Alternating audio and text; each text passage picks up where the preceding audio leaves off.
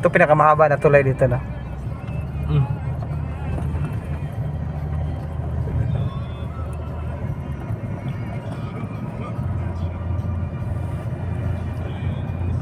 Ito pag bumaha, sir, bagyo, abot dito, no?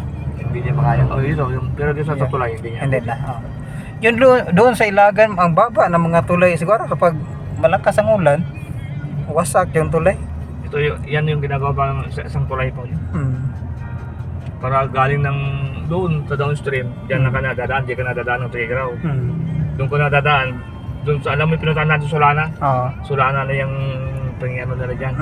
Solana lang labas mo pag Para direct yun sa Solana. Yung iba, di na nadadaan dito. Nanggaling ka ng doon na, di ka nadadaan ng Tigraw, diyan ka nadadaan. Pero mababa ang tulay doon, ha? Oo. Mataas yun, sir. Mataas yan. Ang ganito rin yung haba niya. Pero ang height niya, Parang ganito rin. ganito rin. Pero mas matibay kasi gawa pa ng mga Hapon to eh. Matagal na to. Gawa ng Hapon.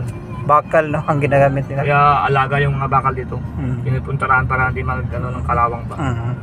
Pero maganda din ang quality ng bakal noon compare ngayon. Ang mga China medyo mahina. Iba na yung